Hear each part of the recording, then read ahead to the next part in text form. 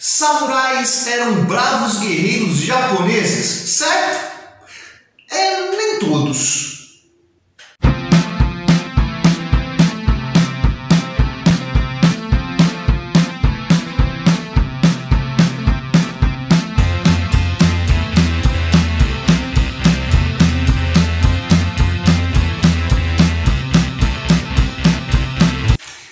Na videoaula de hoje vamos falar sobre o primeiro samurai estrangeiro do Japão e possivelmente o único samurai negro que já existiu. Sim, um samurai negro, um samurai de origem africana chamado Yasuke. Yasuke, que possivelmente o nome original dele era Yasufi, não Yasuke, ou talvez algo como Isaac, mas a gente não tem muita certeza, porque os registros estão todos meio confusos, tem uma certa distância entre o momento onde o Yasuke viveu e quando os registros foram feitos, mas sabemos que Yasuke é real. Vamos lá então para o que a gente sabe sobre o Yasuke e por que ele é importante, tá? Bom, a gente sabe que o Yasuke chegou ali no Japão no ano de 1579, Ele já chegou ali um homem adulto. Mas de onde a gente tem notícia que o Yasuke veio? Possivelmente ele veio de Moçambique, O que se sabe é que ele chegou ali no Japão como um servo de um missionário jesuíta, um missionário italiano chamado Alessandro Valignano. Bem, pelo que a gente tem registro, o Yasuke teria vindo de Moçambique. No entanto, há registros também que ele pode ter vindo de Angola, o que dá para a gente entender que possivelmente ele foi adquirido dentro de alguma colônia africana portuguesa. Afinal de contas, Angola e Moçambique eram colônias portuguesas. Mas, pelo que a gente tem registro da aparência do Yasuke, possivelmente ele poderia ser um Dinka, do Sudão do Sul. Então, possivelmente esse sujeito lá de origem entre os Dinkas tenha sido capturado, levado até uma dessas colônias portuguesas e vendido para o missionário jesuíta italiano que foi com ele até o Japão. O que a gente tem para suspeitar que talvez ele fosse Dinka? Os registros da aparência do Yasuke. Sabia-se que o Yasuke era um cara muito alto. Pelos registros japoneses, ele deveria ter algo por volta de 1,88 m, Então, assim, algo próximo de 1,90 m aproximadamente, o que, assim, ainda mais com os padrões japoneses da época, era alguém bastante alto. E outra marca dele era a pele bem retinta, então alguém de pele muito escura, o que coincide ali com o grupo étnico dos Dinkas, Pessoas muito altas, e com a pele bem retinta. Mas os Dinkas, eles tinham um hábito, um traço cultural que marcava a entrada para a fase adulta, que eram escarificações. Então, os Dinkas costumavam fazer marcas na pele, principalmente no rosto, formando desenhos. E o Yasuke não tem qualquer registro que ele tenha algum tipo de marca. Os registros que nós temos falam da cor da pele bem escura, da altura que ele tinha, mas possivelmente se ele realmente tivesse essas escarificações no rosto, isso teria aparecido, já que a imagem do Yasuke causou assim tanto furor na sociedade japonesa, tanta admiração de alguém tão exótico, tão belo para os padrões japoneses. Então, essas marcas no rosto talvez tivessem registro. O que quer dizer que, se Yasuke era realmente um Dinka, possivelmente ele foi escravizado ainda criança, antes de entrar na fase adulta. E Então ele foi lá parar na mão desse missionário jesuíta chamado Alessandro Valignano, desculpa, né? E o Alessandro Valignano, né, ele foi para o Japão numa missão jesuítica. Os jesuítas estavam dentro desse movimento aí da Contra-Reforma, né, que buscava espalhar o cristianismo pelo mundo inteiro. E aparentemente o Valignano, né, ele foi destinado à missão no Japão, mas não sem antes ter um outro percurso. Afinal de contas, ele tinha lá o Yasuki como seu serviçal. E aparentemente, pelo que se tem de registro aí, o Yasuki viveu um bom tempo com o Alessandro, né? Como a gente pode imaginar aí que o Yasuki teve esse convívio tão longo, né? Dos registros de Yasuki no Japão, a gente sabe que o Yasuki falava o idioma japonês. Com qual habilidade? Aí já é difícil a gente afirmar. Mas certamente ele falava japonês com uma fluência suficiente para ser aceito no meio da sociedade, né? Ser considerado alguém que falava de uma forma aceitável, tolerável ali no meio. Não era alguém que cometia graves erros. E vamos pensando, né? Japonês, né, para um escravo de origem africana, que servia um clérigo italiano. Cara, deve ter demorado um tempo ele ter aprendido esse tipo de idioma, né? Pois é, Yasuki tinha algumas coisas aí de bem especial, né? Então, Alessandro Valignano e Yasuki, como eu disse, chegaram ao Japão no ano de 1579, né?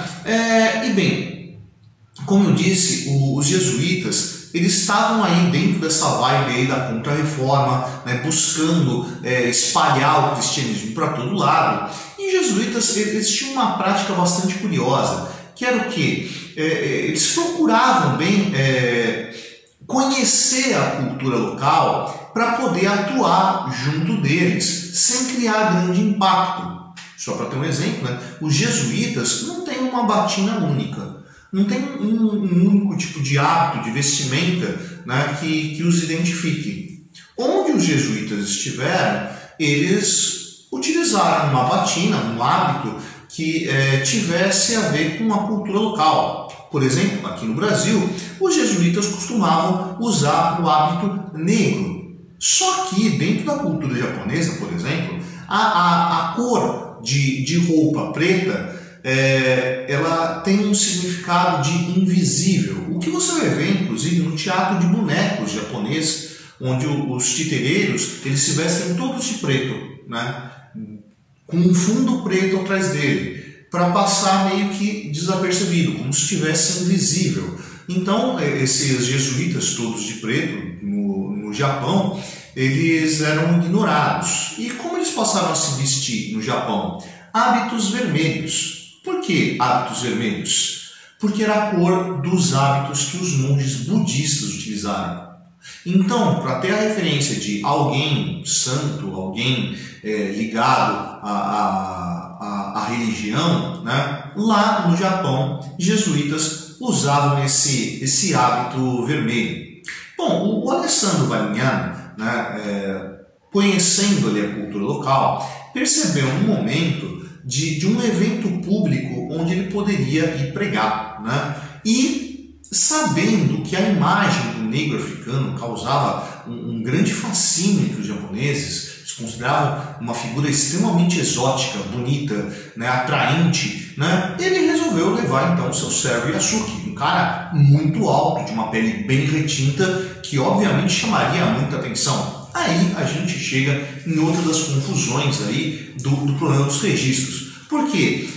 Dos registros que temos, disse que nesse evento onde o Alessandro estava ali com o Yasuki causou tamanho furor que as pessoas tentavam se aproximar do Yasuki para vê-lo de perto, tocar nele, e isso gerou ali uma aglomeração tão grande que pessoas foram esmagadas, pisoteadas, diz até que pessoas morreram, né, nesse evento onde estava ali presente o Yasuke. Isso pode ser exagero? É bem provável, mas, né, essa comoção pela presença do Yasuke nesse território aí chamou a atenção de uma figura aí que era bastante importante, que era o Oda Nobunaga, né? O que era o Oda Nobunaga?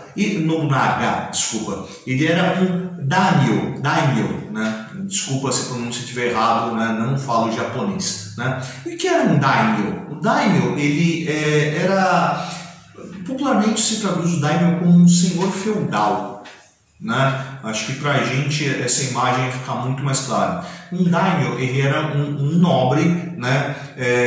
Administrador de um grande território, com guerreiros que trabalhavam para ele e serviam de segurança e que mantinham a ordem nesse território, como os cavaleiros medievais, né? E quem que eram esses guerreiros que serviam o daimyo? Eram os samurais, certo? Assim como os cavaleiros, pessoas de origem nobre.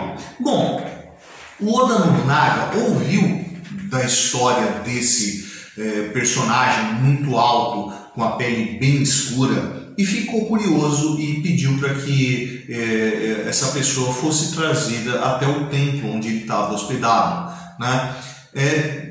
Ao que parece, ele causou um grande impacto no Nobunaga, né? Que inclusive desconfiou que a pele do Yasuke tivesse sido tingida, né? E exigiu que ele fosse lavado da cintura para cima. Então esfregaram braços, peito do Yasuke, né, para provar que aquilo não era tinta. E como eu disse, né, o Yasuke falava o idioma japonês, o que causou ali mais admiração em cima do Oda Nobunaga, né, que buscou se aproximar dele e pelo que se registra lá, deu ao Yasuke uma quantidade em dinheiro nesse primeiro encontro e pediu para que ele retornasse. Nesses encontros que vão rolando entre o Nobunaga e o Yasuke, por fim, o que acontece? Nobunaga convida Yasuke para servir a ele. Então, o Valigiano, né, que era o dono do Yasuke, né, recebeu uma recompensa pelo Yasuke e o Yasuke passou a viver no castelo do Nobunaga. Né? Mas não como um escravo, não como um serviçal, mas como alguém muito próximo do Nobunaga, né? E aparentemente ali essa proximidade levou ali a liberdade do Yasuke, e não só a liberdade, como a uma elevação social, né? O Yasuke, ele teve a permissão de poder portar armas e por fim ele foi declarado samurai. Vamos lembrando que eu tinha falado ali que o cargo de samurai não era simplesmente um guerreiro, né? O samurai ele era um nobre. Quer dizer então que o Yasuke de escravo de um missionário jesuíta, ele se converteu em um nobre dentro do Japão? Pois é. Olha o percurso aí que o Yasuke vai fazer dentro dessa cultura japonesa, né? Bom, o Yasuke conseguiu servir o Nobunaga aí por mais de um ano, né? O que aconteceu que impediu que o Yasuke continuasse servindo? Uma disputa territorial entre Oda Nobunaga e um outro daimyo, né? O nome desse outro daimyo era Akechi Mitsuhito, né? E o Akechi, né, conseguiu tomar o castelo do Nobunaga e forçou o Nobunaga a cometer o seppuku, né?